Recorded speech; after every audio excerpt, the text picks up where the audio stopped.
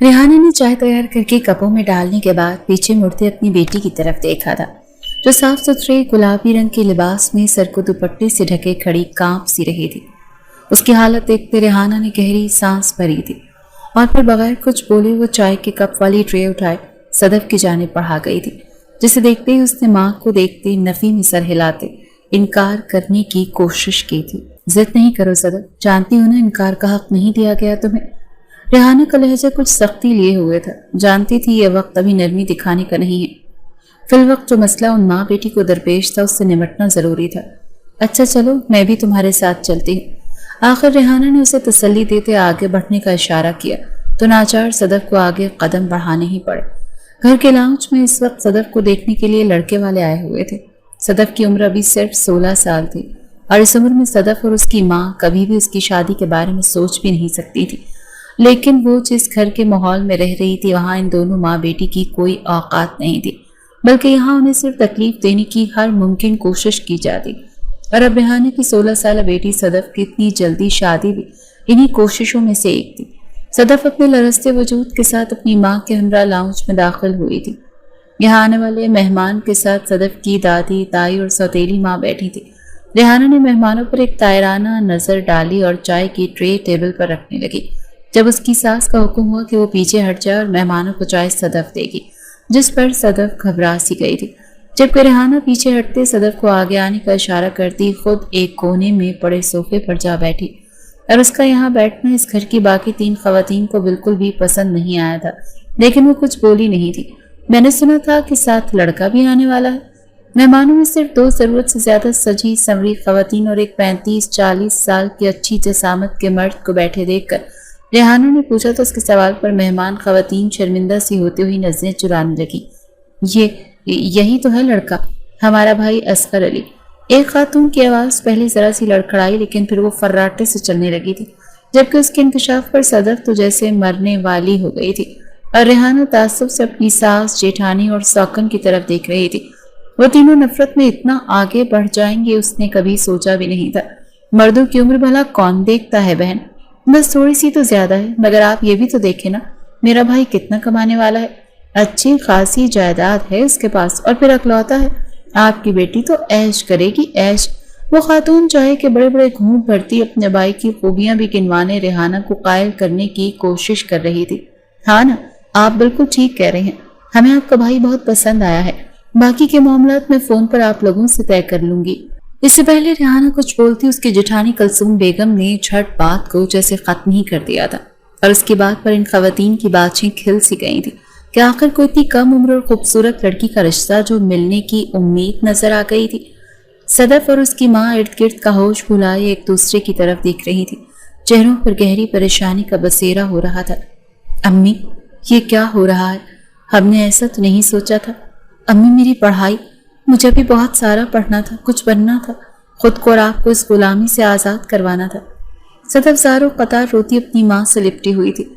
रेहाना उसके सर पर हाथ फेरते गम की तस्वीर बनी बैठी थी, आंखें जैसे पत्थर की हो चुकी थी। अम्मी, कुछ तो बोलें, मुझे किसी तरह बचा लें इस सब से, मुझे बहुत डर लग रहा है अम्मी। अब की बार सदफ अपनी माँ के हाथ चकड़ती उससे इल्तिजा करने लगी थी। उसका रोना बिलखना ऐसे नहीं था, बल्कि उसके पीछे बहुत बड़ी वजह थी, और वो ये कि उसका आज थोड़ी देर में निकाह होने वाला था उस 40 साल असगर से जिसे उसकी दादी और ताई ने उसके लिए पसंद किया था। उसकी माँ की गई मिन्नतें तरले किसी काम नहीं आई थी और वो किसी कठपुतली की तरह उनकी उंगलियों के इशारों पर नाचने पर मजबूर थी। वो दोनों माँ बेटियां न जाने कब तक अपने गम में डूबी रहती कि एक मुलाजमा दरवेशी खोल अंदर दाखिल हुई थी। उस मुलाजमा की नजरों में भी इन 2 माँ बेटियों के लिए तरस और तरहम की आमेजिश थी। ये कुछ सामान है, बड़ी बीबी साई ने कहा है, सदफ को जल्दी से तैयार कर दो, लड़के वाले पहुंचने वाले हैं। मुलाजमा अपनी बात मुकम्मल करती चली गई थी, जबकि गुजरते वक्त का हर लम्हा इन दोनों माँ बेटी की हर उम्मीद खत्म करता जा रहा था। सामने पड़ा सुर्ख रंग का सूट सदफ को किसी किस्म की खुशी देने के बजाय शदीद दुख पहुंचने का बायस बन रहा था। रेहाना इसे बमुश्किल तैयार करती बाहर ले आई थी। यहाँ बस चंद मेहमान थे जिसकी वजह सदफ का 18 साल से कम होना था, इसीलिए निकाह एक तरह से पोशीदा तरीके से किया जा रहा था। सदफ को असगर के साथ बिठाने की थोड़ी देर बाद ही निकाह की कार्रवाई शुरू कर दी गई थी।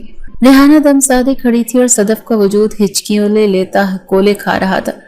जब हर तरफ खामोशी थी और सिवाय मौलवी के बोलने के और कोई दूसरी आवाज नहीं थी, उसी वक्त किसी के भारी कदमों की चाप उभरी तो सभी सामने मौलवी से नजरें हटाते आने वाले की तरफ मुतवज्जे हुए, जो काले शलवार कमीज पहने, कांधों पर काली ही चादर ओढ़े, पैरों में पेशावरी चप्पल पहने वो एक एक कदम मजबूत कद-ओ-कामत का नौजवान हाशिम खानजादा था, जो कुछ के लिए जरूरी काम की वजह से शहर से बाहर गया हुआ था और आज ही उसकी वापसी हुई थी। वो सदफ के निकाह से मुकम्मल तौर पर अनजान था, इसीलिए हैरानगी से वो सबके चेहरों की तरफ देख रहा था। ये क्या हो रहा है? उसकी भारी आवाज गूंजी तो मौलवी के निकाह के कलमात दोहराते लब भी खामोश हुए थे। कुलसूम बेगम का चेहरा चंद पल को खफीफ सा हुआ, लेकिन फिर वो जल्दी लबों पर मुस्कुराहट लिए अपनी बेटी की तरफ बढ़ी थी। हाशिम, तुम आ गए? आ जाओ बेटा, आ जाओ, सबसे मिलो। मेरी तुमसे फोन पर बात ही नहीं हो सकी, इसीलिए तुम इस सबसे अनजान रह गए। दरअसल आज सदफ का निकाह है, वो एक अच्छा रिश्ता मिल गया था तो माँ जी के साथ हम सबको यही बेहतर लगा कि फर्ज जितना जल्दी अदा हो जाए उतना ही अच्छा है। कुलसूम बेगम लंबी चौड़ी तमहीद बांधती उसके नजदीक चली आई थी। उनकी बात पर हाशिम खानजादा के चेहरे की संजीदगी कुछ और बढ़ी थी। अब की बार जो उसकी नजर सब पुराने और नए चेहरों पर पड़ी तो बहुत कुछ जांचती हुई थी।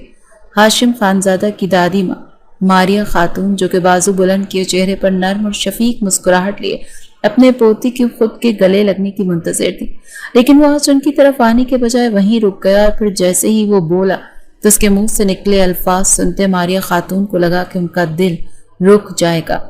वो जिस लम्हे के आने से डरती थी, हजार वसवसों का शिकार थी और उन्हीं वसवसों और खदशात से छुटकारा हासिल करने के लिए ही तो उन्होंने सदफ का आनन फानन निकाह करते इस घर से निकालने का मंसूबा बनाया था।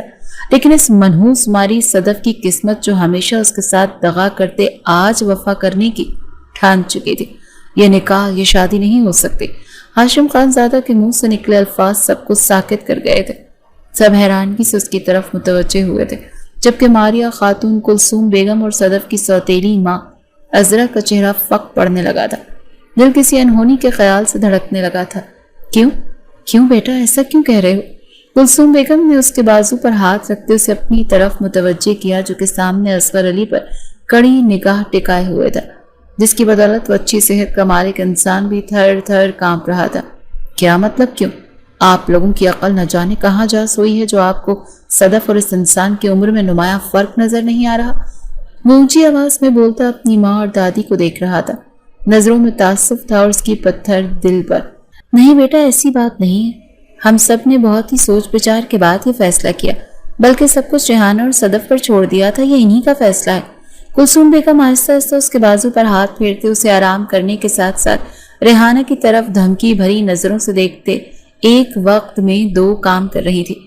उनकी नजर का मतलब रेहाना बखूबी समझ रही थी, इसीलिए वो अपने सूखते लबों पर जबान फेरती खुद भी झूठ भरे अल्फाज बोलने की हिम्मत लाने की कोशिश करने लगी थी। लेकिन उनके कुछ बोलने की नौबत आने से पहले ही हाशिम खानजादा सब कर धमाका कर गया था। सदफ मेरी है और इसकी शादी मुझसे होगी, और ये बात आप सब लोग कान खोलकर सुन लें। हाशिम खानजादा न सिर्फ बोला था, बल्कि वो बगैर झिझके आगे बढ़ा और उसने उसका हाथ पकड़ा तो वहां खानदान के मौजूद अफराद ये सब देखते जैसे पत्थर के हो गए थे। बल्कि सूरत हाल पर भौंचका तो सदफ भी रह गई थी। उसने असगर अली से जान छूटने की दुआएं तो की थी, लेकिन किसी और को अपने लिए तस्वुर भी नहीं किया था। हाशिम खानजादा को तो बिल्कुल भी नहीं, जिसका गुस्सा पूरे खानदान में मशहूर था। और बेचारी मासूम सदफ तो उसके सामने थर थर कांपती थी। कुलसूम बेगम तो ऐसी थी जैसे उन्होंने अपनी जिंदगी की सारी जमा पूंजी ही हार दी हो। मारिया खातून और अजरा बेगम की नफरत उगलती नजरें दोनों माँ बेटी को आंखों ही से सालिम निगलने के चक्करों में थी। सदफ कुछ देर जामिद खड़ी रहने के बाद अपना हाथ हाशिम खानजादा की गिरफ्त से आजाद करवाने की कोशिश करने लगी थी, लेकिन उस पर हैरत का गलबा अभी भी कायम था कि आखिर हाशिम खानजादा उसे कैसे पसंद कर सकता है। वो उसे लेकर अपनी जिंदगी का इतना बड़ा फैसला कैसे कर सकता है, क्योंकि उसने अपनी पिछली 16 साल जिंदगी में तो कभी हाशिम खानजादा को अपनी माँ और खुद के लिए खड़े होते नहीं देखा था। बल्कि वो तो मगरूर जात था, जो शायद इस घर में अपनी चच्ची और एक अदद कजन की जात से ही नाबल था। तो आज वो अचानक से इतना बड़ा फैसला न जाने क्यों ले रहा था। सदफ की जान सूखे पत्ते की मानंद लरस रही थी। उसने एक आंसू भरी नजर वहां मौजूद अपने नाम निहात रिश्तेदारों पर डाली थी, जिनकी जबानें फिल वक्त खामोश थी। लेकिन वो जानती थी कि बस कुछ ही देर की बात है, फिर इन सब के जहर भरे अल्फाज होंगे जो इन दोनों माँ बेटी को कई गुनाह ना होने के बावजूद लहू लुहान कर देंगे। फिर शायद हाशिम खानजादा का ये ड्रामा भी खत्म हो जाएगा। हाँ, ड्रामा। सदफ को ये सिर्फ हाशिम खानजादा का ड्रामा ही लग रहा था, जो अपनी माँ और दादी और चच्ची के साथ मिलकर उन दोनों माँ बेटी को किसी नई तकलीफ से रूशनास कराने के लिए था। सदफ जो इर्द गिर्द का होश भुलाए अपनी पूरी ताकत सिर्फ करते अपने हाथ आज़ाद करवा रही थी, और इस कोशिश में वो हाशिम के बहुत नज़दीक आ चुकी थी कि वो भी आज जिंदगी में पहली मर्तबा उसे देख रहा था, और फिर देखता ही रह गया था कि वो भी सब भलाई सुर्ख रंग के दुपट्टे के हाले में उसका सफ़ेद चमकता चेहरा हाशिम खानजादा के दिल के बंद पड़े दरवाजे खुले थे, और फिर आबोताब से वो चेहरा उसके दिल के नेहा खानों में बसेरा कर गया था। वो दोनों न जाने कब तक अपनी ही दुनिया में गुम रहते, जब सदफ के कानों में असगर अली की बहन की चिंगाड़ती हुई आवाज गूंजी थी, ए लो, इन दोनों का तो शायद पहले ही से आंख मटक्का था।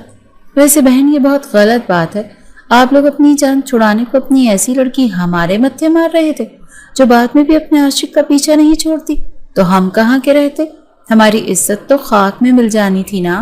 आप लोग अपने बिखेड़े आपस में निपटाएं, और अच्छा ही है इन दोनों की शादी कर दें इससे पहले कि ये दोनों गुनाह की तरफ जाएं। असगर अली की बहन के मुंह से यूं अपने किरदार की धज्जियां उड़ते देख सदफ का दिमाग दिल हुआ था। दिलो दिमाग शदीद गुस्से के जेर असर था। उसने लब भींचे हाशिम खानजादा की तरफ देखा, जिसे कोई फर्क ही नहीं पड़ रहा, लेकिन सदफ को फर्क पड़ रहा था, और बहुत ज्यादा पड़ा था। मेरा हाथ छोड़ें अभी, वरना, सदफ ने ऊंची आवाज में कहा। लहजे में मजबूती थी। हाशिम उसकी बहादुरी पर हैरान होते आबरू उचका गया। वरना क्या? मैं नहीं छोड़ रहा, हिम्मत है तो खुद छुड़वा लो। हाशिम को उसे गुस्सा और जिद दिलाने में लुत्फ से आया था।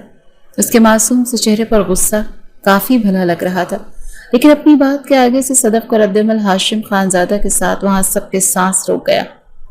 सदफ ने हाशिम खानजादा की अकड़ पर बिना सोचे समझे छोटे से हाथ का थप्पड़ उसके गाल पर रसीद कर दिया, जिससे हाशिम खानजादा का चेहरा खिफ़त से सुर्ख पड़ा था।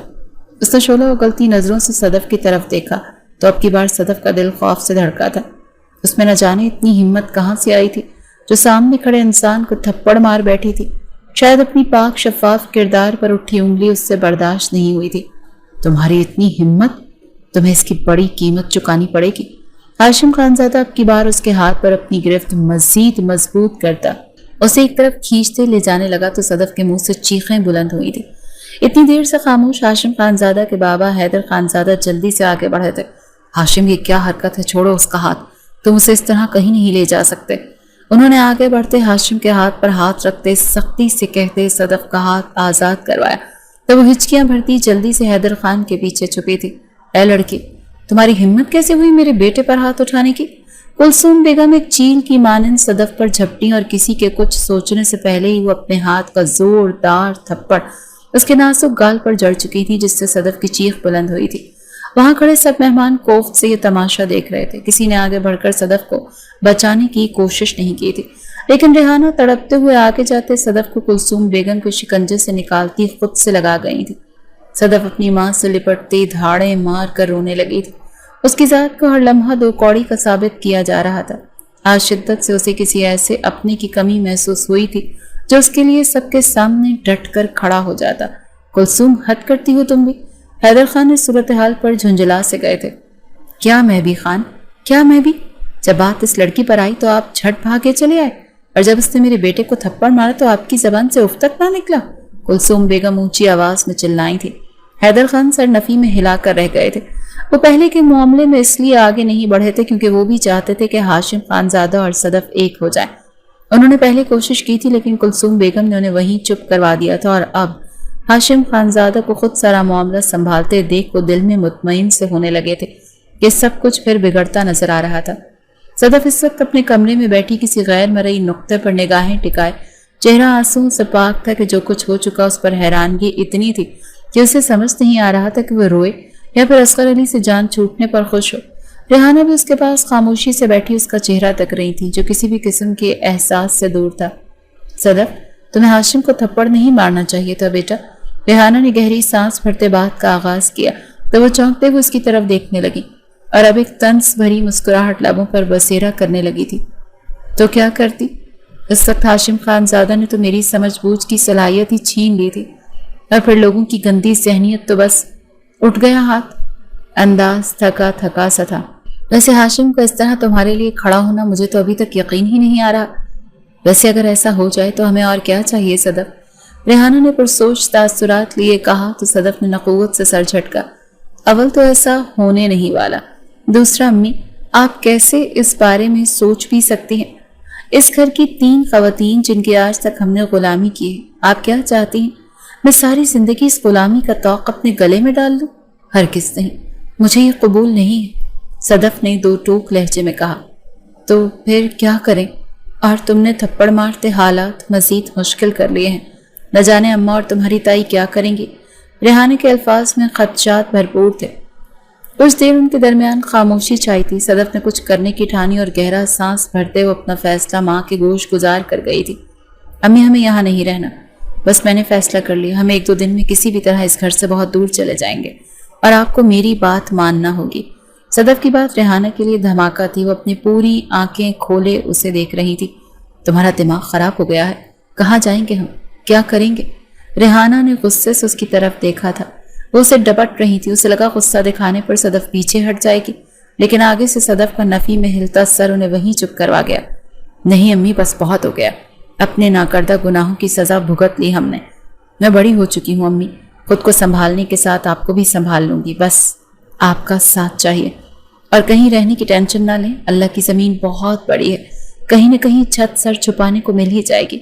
सदफ का अंदाज अटल था जबकि रेहाना तफक्कुरात भरी नज़रों से उसे देख रही थी।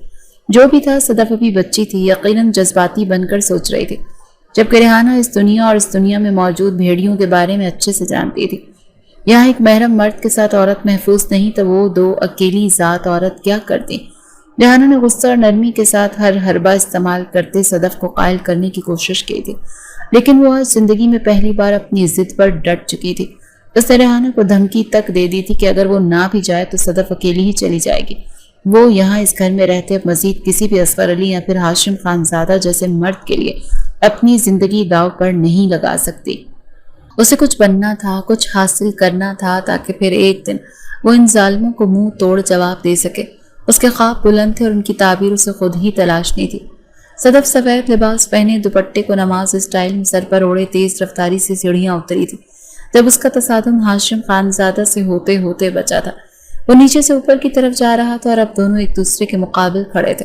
सदफ की नज़र बेख्तियार उसके उस गाल की तरफ उठी थी। यहाँ कल उसने थप्पड़ मारा था जिस पर उसे हाशिम के चौड़े वजूद के सामने खुद को च्यूंटी तस्वुर करते दिल घबराया था कि वो बदला लेने पर आ गया तो कल भी तायाजान ने उसे इस सड़ियल इंसान से बचाया था। हाशिम उस पर नज़र रखे जैसे उसके चेहरे के बदलते तासुरात से उसके अंदर के अहवालात पढ़ने की कोशिश कर रहा था। सफ़ेद हाले में लिपटा चेहरा नूर की शुआएं हर तरफ बिखेर रहा था कि हाशिम खानजादा उस नूरानी चेहरे की जाज़बियत में डूबने लगा और आज भी बेख्तियारी के आलम में उसका हाथ उठा था। इरादा उसके गाल को छूते उसकी मुलायमियत महसूस करने का था, लेकिन जैसे उसका हाथ ऊपर हुआ सदफ को लगा कि वो उससे कल वाले थप्पड़ का बदला लेने के लिए है, जिसके डर से उसने जल्दी से अपना चेहरा एक जानिब को झुका लिया। आंखें बंद हो चुकी थी, लेकिन जब थप्पड़ के बजाय हाशिम खानजादा की उंगलियों की पोरों को अपने गालों से मस होते महसूस किया तो उसने झटके से अपने चेहरे का रुख उसकी तरफ किया था। साथ ही वो गुस्से से उसका हाथ जोर से झटक चुकी थी। हाशिम खानजादा के माथे पर पड़े बलों की तादाद में इजाफा हुआ था। ये लड़की उसके लम्स को कबूल क्यों नहीं करती थी? वो कज़न था उसका, करीबी ताल्लुक होने के बावजूद वो किस तरह से नफरत का इजहार करती थी। मैं आपकी जर खरीद गुलाम नहीं हूँ जो आप जब चाहें मुझे इस तरह छू सकें, समझे? हटे आगे से। आज भी वो पल में निडर बनती हाशिम खानजादा की अना को ठेस पहुंचाती एक साइड से होकर आगे बढ़ने लगी थी कि उसकी कलाई हाशिम खानजादा के हाथ में कैद हो गई। सदफ का दिल खौफ और घबराहट से हलक में आया था। सदफ ने अपने बचाव के लिए इर्द गिर्द किसी को तलाशना और फिर अचानक से कुलसूम बेगम वहां आन वारिद हुई और आज फिर दोनों को एक साथ देखते वो भड़कती आग में जा गिरी थी। हाशिम, छोड़ो इस लड़की को। वो वहीं नीचे खड़ी गुर्राई तो हाशिम न चाहते हुए भी आहिस्तगी से उसकी कलाई आजाद कर गया। सदफ जान छूटने पर जल्दी से सीढ़ियां उतरते आगे बढ़ी थी कि पीछे खड़ी कुलसूम बेगम की पाटदार आवाज पर उसके कदम रुके। ऐ चुड़ैल लड़की, मेरे बेटे का पीछा छोड़ दो, नहीं तो। कुलसूम बेगम नफरत से गोया हुई थी। ہاشم خانزادہ کے قدم اپنے کمرے کی طرف جانے کے بجائے وہیں ریلنگ کے پاس رکے تھے۔ وہ نہ چاہتے ہوئے بھی پلٹتے ان کی طرف متوجہ ہوا تھا۔ ہاں ہوں میں چڑیل، اور میں نے ایسا جادو کیا ہے آپ کے بیٹے پر کہ آپ اسے میرے شر سے کسی بھی صورت اب بچا نہیں سکتی۔ کر لیں جو کرنا ہے۔ صدف انہیں دو بدو جواب دیتی ہکا بکا چھوڑے کچن میں چلی گئی تھی۔ پیچھے سے وہ اس بات کو سنجیدہ لیتی پریشان ہو کر منہ ہی منہ میں اسے برا بھلا کہتی اپنی ساس کے کمرے کی طرف چلی گئی تھی، جبکہ اوپر کھڑا ہاشم خانزادہ کو پتہ بھی نہیں لگا کہ وہ اس چھوٹی سی لڑکی کے جواب پر مسکرا رہا ہے۔ لیکن جیسے ہی اسے اس مسکراہٹ کا احساس ہوا وہ جلدی سے سر جھٹکتے کمرے میں داخل ہوا تھا، ساتھ ہی دل میں خود سے مخاطب ہوا کہ واقعی میں کچھ تو تھا اس میں جو وہ بری طرح سے ہاشم خانزادہ کے دل و دماغ پر اثر انداز ہو رہی تھی۔ 2 دن بعد رات کے اندھیرے میں صدف اور ریحانہ موقع دیکھتے گھر سے مختصر سا سامان لیے نکل پڑے۔ ریحانہ کا وجود تو ہر بڑھتے قدم کے ساتھ ڈول رہا تھا۔ ڈری ہوئی تو صدف بھی تھی، لیکن وہ اپنی ماں پر یہ ظاہر نہیں کر سکتی تھی۔ صدف میں تو کہہ رہی ہوں بیٹا ایک بار پھر سوچ لو، کیونکہ اگر انہوں نے ہمیں تلاش کر لیا تو ہمارے ساتھ پہلے سے زیادہ برا ہوگا۔ ریحانہ نے ارد گرد موجود اندھیرے سے خوف زدہ ہوتے ہوئے کہا، مجھے تو نہیں لگتا یہ ہمیں ڈھونڈیں گے، بلکہ 3 خون پیتی چڑیلیں ہم سے جان چھوٹنے پر شکر کا کلمہ پڑھیں گے۔ اور ویسے بھی ہم یہاں نزدیک کے شہر نہیں جا رہے، بلکہ اس کسی مخالف کسی بڑے شہر کا انتخاب کریں گے تاکہ ہماری تلاش آسانی سے ممکن نہ ہو۔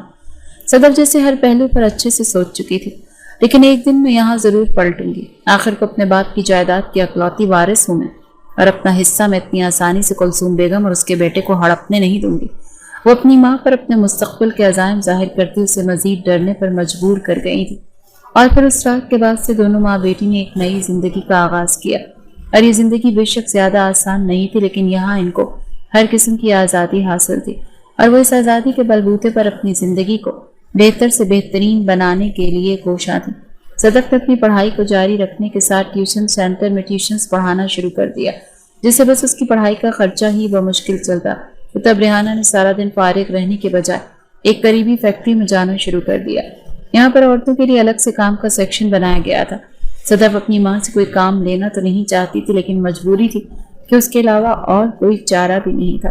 صدف میڈیکل کی تعلیم حاصل کر رہی تھی اور اس کا خواب ڈاکٹر بننے کا تھا، جس کے لیے وہ دن رات جد و جہد کر رہی تھی۔ اس گھر میں رہتے اپنی پڑھائی جاری رکھنا آسان نہیں تھا۔ صدف نے اپنے شوق کی خاطر بہت بار سب کے سامنے ذلیل ہوئی تھی، اور آج وہی پڑھا ہوا اس کے کام آ رہا تھا۔ وہ کچھ عرصے بعد اس قابل ہو جاتی کہ وہ اپنے پیروں پر کھڑی ہو سکتی تھی۔ صدف تھکی ہاری سی گھر میں داخل ہوئی تو ریحانہ برآمدے کی چوکھٹ پر بیٹھی سوچوں میں گم تھی۔ وہ دونوں ماں بیٹی ایک دارالامان میں رہ رہی تھی اور یہاں انہیں کافی سہولیات میسر تھیں۔ امی کن سوچوں میں گم ہیں؟ صدف نے کمرے میں جانے کے بجائے انہی کے پاس بیٹھتے ہوئے پوچھا تھا، ساتھ ہی ساتھ اپنی ماں کی تھکاوٹ زدہ چہرے کو بغار تکا تھا۔ اس چہرے پر وقت سے پہلے ہی بڑھاپا چھانے لگا تھا کہ زمانے کی ستم ظریفی ان کی خوشیوں کو نگل ہی گئی۔ میں سوچ رہی ہوں کہ اگر تمہارے باپا زندہ ہوتے تو آج یوں ہمیں در در کی ٹھوکریں نہ کھانی پڑتی۔ تم تو جانتی ہو تمہارے کتنے لاٹ اٹھایا کرتے تھے، لیکن ہماری قسمت کے ایک وہی واحد سہارا تھے اور انہیں ہم سے چھین لیا گیا۔ وہ کوئی کیفیت میں بول رہی تھی، شاید کسی سنہری یادوں کے جہان میں پہنچی ہوئی تھی۔ صدف کے والد وحید خانزادہ اور ریحانہ کی پسند کی شادی تھی۔ دونوں ایک ساتھ پڑھتے تھے۔ یہاں ان کی پسندیدگی شروع ہوئی۔ ریحانہ ایک الگ ذات سے تعلق رکھنے والی اور ایک بےحد قریب لڑکی تھی، لیکن محبت بھلا کہاں امیری غریبی اور ذات پات دیکھتی ہے۔ تو وہ دونوں بھی محبت کی منزل کی پہلی سیڑھی پر قدم رکھتے، پھر آگے سے آگے بڑھتے چلے گئے۔ وحید خانزادہ جو گھر میں بات کرتے ڈر رہے تھے، کیونکہ وہ گھر والوں کی شدید رد عمل سے بخوبی واقف تھے۔ ان کے باپ سکندر خان بہت سخت مزاج کے تھے کہ وحید کبھی ان سے بات کرنے کا حوصلہ ہی نہ کر سکے، اور وہ چپ چاپ اپنی ماں اور باپ کی پسند پر راضی ہوتے اپنے بڑے بھائی کی سالی سے شادی کرتے اسے گھر لے آئے تھے۔ ان کی بھابھی اور بیوی ان کی ماموزاد بھی تھی۔ ان کی اس شادی سے ریحانہ بالکل انجان تھی کہ وحید ان کا دل توڑنے سے بھی گھبراتے تھے۔ پہلے انہوں نے ریحانہ سے رابطہ کم کرنے کی کوشش کی تھی۔ ایک دن ریحانہ نے روتے بلکتے نے بلایا تھا، وہ دل کے ہاتھوں مجبور ان کے پاس جا پہنچے۔ ریحانہ کی ماں کی حالت بہت خراب تھی، وہ ہاسپٹل میں داخل تھی۔ ریحانہ نے سہارے کے لیے وحید کو بلایا تھا۔ ریحانہ کی ماں اپنی آخری سانسیں گن رہی تھی، لیکن اپنی بیٹی کے اکیلے رہ جانے کے خیال سے وہ تڑپ رہی تھی، اور تب انہوں نے وحید کے آگے ہاتھ جوڑتے ریحانہ کو اپنے نکاح میں لینے کا کہا تھا۔ ایک بیمار ماں کو وحید انکار نہیں کر سکا اور ریحانہ کو اپنی زندگی میں شامل کر گیا، اور اس کے ساتھ ہی ریحانہ کی ماں چل بسی۔ وحید ریحانہ کو گھر لے جانے کے بجائے کرائے کے مکان میں لے آیا اور پھر وہ کشتیوں کا سوار بنتے زندگی گزارنے لگا۔ اس دوران ریحانہ کے ہاں صدف کی پیدائش ہو گئی، جبکہ وحید کی پہلی بیوی ابھی تک اولاد کی رحمت سے محروم تھی۔ کچھ عرصے بعد وحید کے باپ کا انتقال ہوا تو خود کو مضبوط بناتے ریحانہ کو گھر ہی لے آیا تھا۔ اسے لگا تھا کہ اس کی پہلی بیوی اور ماں اس کی اولاد دیکھیں گی تو اسے معاف کر دیں گی، لیکن وہ دونوں کافی پتھر دل ثابت ہوئی تھی۔ لیکن جیسے تیسے وحید اور ریحانہ نے ان کے دلوں میں جگہ بنانے کی کوشش شروع کر دی تھی۔ گھر میں کسی کا بھی سلوک ریحانہ اور صدف کے ساتھ اچھا نہیں تھا، لیکن وحید کے سامنے کوئی بھی منہ پر انہیں کچھ بھی نہیں کہتا تھا۔ اگر کوئی بات ہو بھی جاتی تو وحید انہیں صبر کی تلقین کرتے تھے کہ جو بھی ہے وہ اور ان کی بیٹی اپنوں میں ہے۔ زندگی زیادہ اچھی تو نہیں، بری بھی نہیں تھی۔ وہ دونوں اچھی امید کے سہارے ایک ساتھ خوش تھے کہ ان کی خوشی کو کسی حاسد کی نظر کھا گئی، اور وحید جو ایک دن گھر سے گئے تو پھر زندہ لوٹ کر نہ آ سکے۔ وہ ریحانہ اور اپنی بیٹی کو بالکل ہی بے آسرا چھوڑ گئے تھے۔ وحید کی موت کے ساتھ ہی ریحانہ اور صدف کی زندگی بدتر سے بدتر ہوتی چلی گئی تھی۔ ریحانہ کو ملازمہ بنا دیا گیا اور وہ بھی اپنی بیٹی کی خاطر زبان بند کرتے ان کا ہر ظلم برداشت کرنے لگی۔ لیکن ایک صرف اپنی بیٹی کو پڑھانے کے لیے اس نے سب کی منتیں ترلے کرتے اسے اسکول بھیجنا شروع کر دیا تھا، اور یہ احسان اس پر نہ جانے کتنی بار جتلایا جاتا تھا۔ صدف اور ریحانہ کو گھر چھوڑے پورے 6 سال ہو چکے تھے، اور ان سالوں میں صدف نے وہ سب حاصل کر لیا جس کا خواب سجائے وہ گھر سے نکلی تھی۔ ان گزرے وقت میں یہاں صدف کی خوبصورتی مزید نکھرتی اسے خوبصورت دوشیزہ بنا گئی تھی، وہیں ریحانہ کے بالوں میں سفیدی بال جھانکنے لگے تھے، لیکن اب اس کے چہرے پر ایک وقار اور ایک اطمینان نظر آتا تھا۔ امی آپ بالکل ٹینشن لیں، عامر بس آنے والا ہے، وہ گھر کا ضروری سامان پیک کروانے میں مدد کر دے گا۔ صدف اپنے کان سے سیل فون ہٹاتے ریحانہ سے مخاطب ہوئی۔ عامر وہ انسان تھا جو یہاں آنے کے کچھ عرصے بعد بہت جلد اس کے قریب ہوتا چلا گیا کہ ان کے درمیان ایک اندیکھا سا تعلق بن چکا تھا۔ آج صدف ریحانہ کے ساتھ اپنے شہر واپس جا رہی تھی۔ یہاں اس نے اپنی زندگی کے 16 سال گزارے تھے۔ وہ ڈاکٹر بن چکی تھی، لیکن اس نے اپنی ڈیوٹی اپنے شہر جا کر ہی شروع کرنی تھی، اور پچھلے کچھ حساب کتاب بھی تو چکانے تھے۔ کیا یار، میں کیسے رہوں گا تمہارے بغیر؟ بس اڈے پر کھڑے عامر نے اداسی سے کہا تھا، جیسے پہلے رہتے تھے، اور پلیز لڑکیوں کی طرح رونا دھونا کم کرو، اور میرا شہر زیادہ دور نہیں ہے، جب چاہے آ جانا۔ صدف نے اسے باتیں سناتے مشورہ بھی دیا تھا۔ اپنے شہر میں آتے ہی صدف کو لگا جیسے اس کی ساری محنت کا پھل اسے مل گیا ہو۔ اس نے نئے جوش کے ساتھ پہلے رہنے کے لیے ایک اچھی جگہ تلاشی تھی، اور پھر اپنی نوکری کے لیے کوشش کی تو جلدی اسے ایک بڑے سرکاری اسپتال میں جاب مل گئی تھی۔ ان سب سے فارغ ہوتی اس نے اپنے باپ کی جائیداد حاصل کرنے کے لیے عدالتی نوٹس بھجوا دیے تھے، اور نوٹس اس وقت ہاشم خانزادہ کے ہاتھ میں تھے، جن کو کھول کر وہ ایک بار پھر پڑھنے کے بعد ان سے نظریں ہٹانا بھول گیا تھا۔ سب گھر والے اس کے ارد گرد ہی موجود تھے۔ بیٹا کیا ہے یہ؟ حیدر خان نے تجسس سے پوچھا تو وہ بری طرح چونکا، کیونکہ وہ تو ان کاغذات کو بھیجنے والی کے خیالوں میں کھو سا گیا تھا کہ واقعی وہ لڑکی کچھ سال پہلے ایسا سحر اس پر پھونک کر گئی تھی کہ اس کے دائرے سے باہر نکل ہی نہیں سکا تھا۔ اس نے اب تک شادی نہیں کی تھی کیونکہ وہ دل اور دماغ میں پوری طرح صدف کو بسا چکا تھا، تو اپنی زندگی میں بھی اسے ہی بسانا چاہتا تھا، جبکہ گھر والے اس کے خیالات سے ہی انجان تھے۔ بابا یہ صدف خان کی طرف سے اپنے باپ کا حصہ لینے کے کاغذات ہیں۔ ہاشم خان زادہ نے وہ پیپرز حیدر خان کی طرف بڑھا دیے، جبکہ باقی سب کو تو جیسے سانپ سونکھ گیا تھا۔ کیا یہ میرے وحید کی بیٹی صدف نے بھیجا ہے؟ تم سچ کہہ رہے ہو؟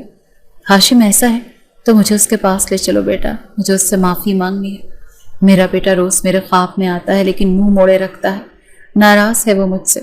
ان گزرے 6 سالوں میں ماریہ خاتون مزید بڑھاپے میں پہنچ چکی تھی، اور اب ان کی اکڑ بھی ٹوٹ چکی تھی، جبکہ کلثوم بیگم اور ان کی بہن عذرا آج بھی نفرت کے اسی مقام پر تھی۔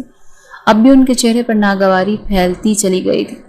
آئے ہائے، پتہ نہیں کہاں کہاں منہ مارتے اسے اب اپنے باپ کی جائیداد کا یاد آ گیا۔ کلثوم بیگم نفرت سے گویا ہوئی تھی۔ اس سے پہلے کہ کوئی کچھ بولتا، ماریہ خاتون کی طبیعت ایک دم سے بگڑنے لگی تو سب کو ان کی طرف متوجہ ہونا پڑا۔ ان پر بے ہوشی طاری ہوتی دیکھ ہاشم انہیں باہوں میں بھرے جلدی سے گاڑی کی طرف بھاگا، تو حیدر خان کے ساتھ کلثوم بیگم اور عذرا بھی دوسری گاڑی میں ان کے پیچھے چلی آئی تھی۔ ہاسپٹل پہنچتی ماریہ خاتون کو ICU میں لے جایا گیا تھا۔ یہاں اب بس سینئر ڈاکٹر کے آنے کا انتظار تھا۔ گھر والے سب وہیں موجود تھے۔ وہیں صدف ایک نرس کے ساتھ اپنے کمرے سے نکلتی اس طرف آنے لگی۔ اس کے ساتھ چلتی نرس اسے تیزی سے مریضہ کی حالت کے بارے میں آگاہ کر رہی تھی، جب صدف کے پاؤں اچانک سے رکے تھے۔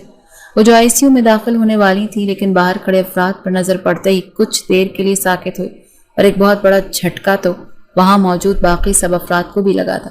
وہ سب آنکھیں پھاڑے صدف کو اور اس کے حلیے کو دیکھتے حیران کھڑے تھے۔ میم جلدی آئیں، ICU निकलती एक नर्स ने पुकारा तो सदफ सर झटकती जल्दी से सबकी नज़रों से ओझल हुई थी। हैदर खान और हाशिम खानज़ादा तो कुछ देर के बाद नॉर्मल हो गए थे, लेकिन कुलसूम बेगम और अजरक को तो सदफ का यहाँ होना हजम ही नहीं हो रहा था। काफ़ी देर बाद जैसे ही सदफ बाहर आई तो हैदर खान और हाशिम जल्दी से उसकी तरफ बढ़े थे, लेकिन सदफ सिर्फ एक डॉक्टर की तरह उन्हें मारिया खातून की हालत से आगाह कर दी वहां से चली गई थी। हाशिम ने दूर जाती सदफ की पुश्त को तीखी नज़रों से तका था कि वो छोटी सी लड़की अब की बार मजीद खूबसूरत होने के साथ एक गुरूर लेकर भी वापस लौटी थी। हाशिम खानज़ादा को अपनी पसंद, अपनी मोहब्बत पर फख्र महसूस हुआ था। मारिया खातून को हॉस्पिटल में आज दूसरा दिन था और उनकी तबीयत कुछ बेहतर थी, जिसकी वजह से शायद उन्हें आज छुट्टी मिल जाती। सदफ को उनका मुकम्मल चेकअप करते अपने कमरे की तरफ जा रही थी जब हाशिम खानज़ादा भी उसके पीछे ही कमरे में दाखिल हुआ था। ये आप कैसे बगैर इजाज़त मेरे कमरे में आ रहे हैं? जाएं यहाँ से। सदफ ने गुस्से से दरवाजे की तरफ इशारा किया था, लेकिन हाशिम खानज़ादा ढिठाई से उसके वजूद को मोहब्बत भरी नज़रों से निहारते सदफ को झुंझलाने पर मजबूर कर गया था। ये क्या बदतमीज़ी है मिस्टर, मैं कह रही हूँ निकलें कमरे से, सदफ चिल्लाई थी। ये कहाँ बदतमीज़ी है डियर? बदतमीज़ी तो वो थी जो तुमने 6 साल पहले की थी। पहले मुझ पर जादू किया, फिर गायब हो गई कि तलाश करने पर भी नहीं मिली, और अब अगर सामने आ गई हो तो फिर भी दूर जाने की कोशिश। हाशिम खानज़ादा एक एक कदम आगे बढ़ाते उसके नज़दीक आने लगा कि सदफ उल्टे कदम चलती अपनी चेयर पर जा बैठी, लेकिन हाशिम के कदम नहीं रुके। वो उसकी चेयर के दो अतराफ अपने हाथ टिकाता उस पर झुकाया। सदफ आंखें फाड़े उसे देख रही थी। कुछ कहने को उसके लब लर्जे थे कि हाशिम मजीद उस पर झुका तो वो लब भींच गई। अगर आज वो फिर से उसे छूता तो सदफ ने उसे थप्पड़ मारने का पक्का इरादा कर लिया था।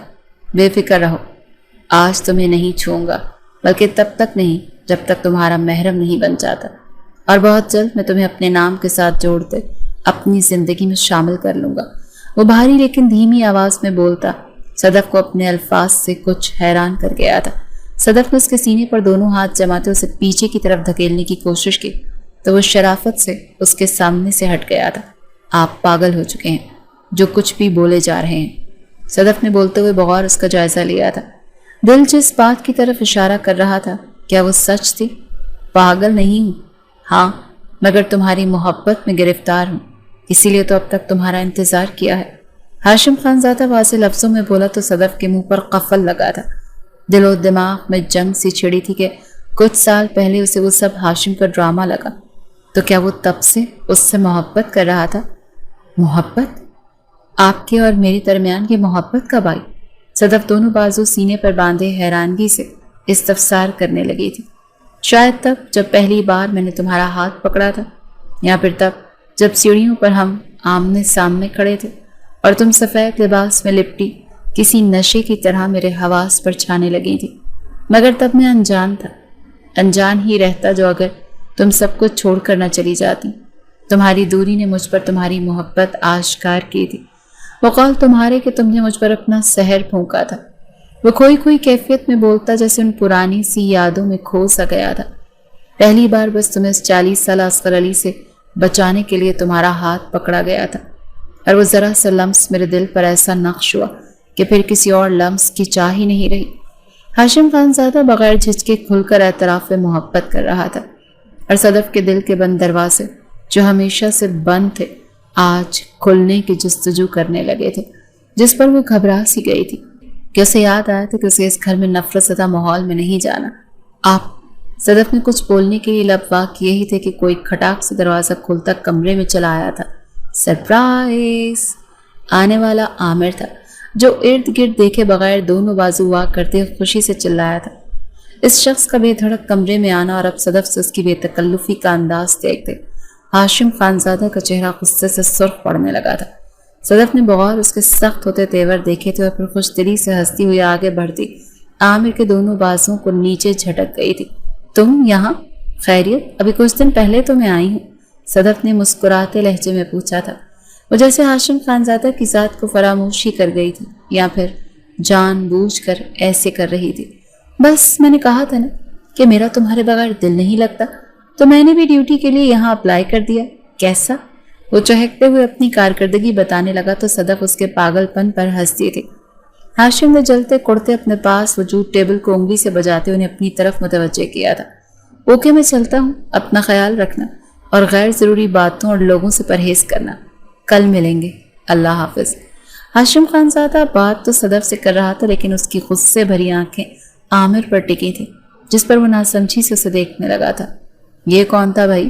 ہاشم کے کمرے سے نکلتے ہی عامر نے حیرانگی سے پوچھا تھا۔ اس کے سوال پر صدف ایک گہری سانس بھرتی کمرے میں موجود کرسی پر جا بیٹھی تھی۔ یہ میرا وہی ماضی ہے، یہاں سے میں 6 سال پہلے چلی تھی اور اب وہیں پر آ کر کھڑی ہو گئی۔ صدف تھکن زدہ لہجے میں بولتی عامر کو ساری بات بتاتی چلی گئی، جسے سنتے ایک اچھا دوست ہونے کے ناطے عامر نے اسے ڈھیروں مشوروں سے نوازتے سے ہی راستہ چننے کی ترغیب دی تھی۔ ہاسپٹل کے کوریڈور میں کھڑی صدف عامر کے ساتھ کسی مریض کی فائل کو لے کر بات کر رہی تھی جب ہاشم خان زادہ وہاں پہنچا تھا۔ وہ آج ماریہ خاتون کے کچھ ٹیسٹ رپورٹ لینے کے مقصد سے ہاسپٹل آیا تھا۔ دل میں صدف سے ملاقات، اسے دیکھنے کی خوشی بھی تھی، لیکن جیسے ہی صدف کو عامر کے قریب کھڑے پایا وہ بری طرح سلگا تھا۔ دونوں باتیں کرتے ہنس رہے تھے۔ السلام علیکم۔ ان کے نزدیک آتے ہاشم نے اپنی بھاری آواز میں بولتے انہیں چونکا دیا۔ عامر تو آج بھی اس کی نظریں خود پر جمی پا کر جلدی سے وہاں سے ہٹ گیا تھا۔ وعلیکم السلام، آپ یہاں؟ خیریت؟ صدف نے فائل کو بند کرتے سنجیدگی سے پوچھا تھا۔ دادی جان کی رپورٹس لینی تھی اور تمہیں ان کا پیغام دینا تھا کہ وہ تمہیں بہت یاد کر رہی ہیں۔ گھر کب آؤ گی؟ یہ سوال کرتے ہاشم خان زادہ کے لہجے میں بے چینی اور بے تابی سی تھی۔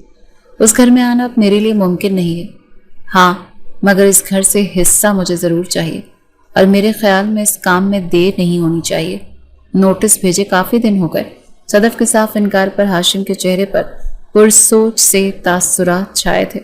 لیکن ایک دن میری بیوی کی حیثیت سے تو ہاشم خان زادہ کی بات مکمل ہونے سے پہلے ہی صدف اسے ٹوک گئی تھی۔ آپ کس خوش فہمی میں نہ رہیے گا۔ اس دن آپ نے محبت کا اظہار کیا، میں نے سن لیا، لیکن اسے قبول نہیں کیا، اور میں ایسی جگہ ہرگز نہیں جاؤں گی یہاں کچھ لوگوں کے لیے میرا وجود انچاہا ہو۔ مجھے شادی کرنی ہے، مگر یہاں میرے شوہر کے ساتھ اس گھر والے بھی مجھے عزت اور پیار دیں، اور ایسا یقیناً آپ کے گھر ممکن نہیں، تو مجھے بیوی بنانے کی سوچ دل و دماغ سے نکال دیں۔ صدف دو ٹوک انداز میں اپنی بات کہتی ہاشم کے سامنے سے ہٹ گئی، جبکہ ہاشم کچھ دیر وہیں کھڑا رہا۔ تمہارے ہاسپٹل میں تمہاری دادی ایڈمٹ تھی، تم نے مجھے بتایا ہی نہیں۔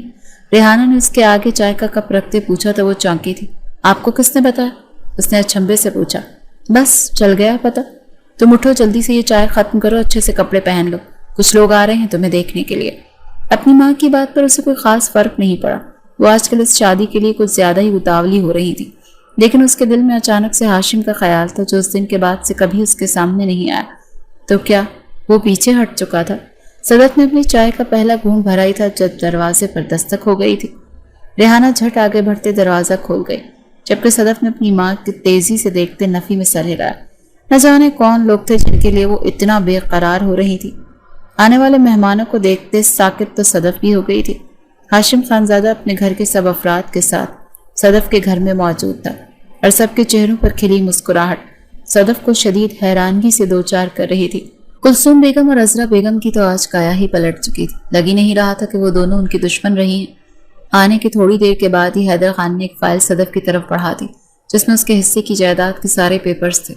صدف نے گمسم سی حالت میں وہ فائل پکڑی ہی تھی کہ کلثوم بیگم مسکراتے چہرے کے ساتھ ریحانہ سے صدف کو ہاشم کے لیے مانگنے لگی۔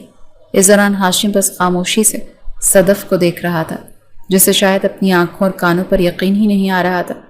پھر آنن فانن سب کچھ طے ہوتا چلا گیا۔ ریحانہ تو جیسے اسی انتظار میں تھی کہ ایک بار صدف کی مرضی جاننا بھی اس نے گوارا نہیں کیا، جس پر صدف منہ بناتی رہ گئی تھی۔ سب کی خاطر مدارات کے لیے صدف کچن میں آئی تو کچھ دیر کے بعد ہاشم بھی وہیں چلا آیا۔ آپ یہاں کیوں آ گئے؟ وہیں چلیں، سب کے ساتھ بیٹھیں۔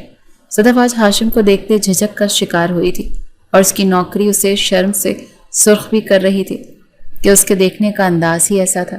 میں تم سے تمہاری رضامندی جاننے آیا ہوں، تمہاری ساری شرائط پوری کرتے یہاں آیا ہوں، تو کیا اب تمہیں میں قبول ہوں؟ اس کے بالکل پاس آ کر کھڑا ہوتا بھاری آواز میں بولا تو صدف کی نظریں جھکی تھی۔ تم شرما رہی ہو؟ ہاشم کی آواز مسکراتی ہوئی تھی۔ نہیں تو؟ اور آپ ہٹیں آگے، مجھے چائے تیار کرنی ہے، اور ویسے مجھے آپ کا پرپوزل قبول ہے، تبھی کچن میں آپ سب کی خاطر تواضع کے لیے موجود ہوں۔ وہ اپنا رخ پلٹتی مضبوط لہجے میں جواب دے گئی تھی کہ ہاشم مسکرانے لگا تھا۔ شکریہ، مہربانی اس نوازش کے لیے، ہاشم خان زادہ دل فریب لہجے میں بولا تو صدف نے چہرے کا رخ ذرا ترچھا کر دے اس کی طرف دیکھا جو مکمل اس کی طرف متوجہ تھا۔ ویسے یہ کایا پلٹ کیسے ہوئی؟ صدف کا اشارہ ہاشم بخوبی سمجھ گیا، جس پر اس کے چہرے کی مسکراہٹ گہری ہوئی تھی۔ بس تھوڑا ایموشنل بلیک میل کرنا پڑا اور سب سیٹ ہو گیا۔ آخر کو اکلوتا بیٹا ہوں، اپنی بات منوانا جانتا ہوں، وہ فخر سے بولتا صدف کو نفی میں سر ہلانے پر مجبور کر گیا۔ اچھا اب آپ باہر جائیں، سب کیا سوچیں گے؟ سب کی موجودگی میں ہاشم کا یوں بے دھڑک یہاں کھڑے ہونا اسے خفت سے دو چار کر رہا تھا، اور پھر وہ لرزتے ہاتھوں سے کام بھی نہیں کر پا رہی تھی۔ اچھا ابھی تو میں جا رہا ہوں، لیکن باہر جا کر تمہیں جلد از جلد حاصل کرنے کی اجازت لینے لگا ہوں کہ اب تمہیں مکمل پا لینے کے لیے میں بہت بےتاب ہوں۔ وہ بے باکی سے بولتا صدف کو بوکھلاتے ہوئے کچن میں چلا گیا۔ صدف کے چہرے پر شرمیلی سی مسکراہٹ پھیلی تھی کہ آج وہ اپنی محنت اور صبر سے سب کچھ حاصل کر چکی تھی۔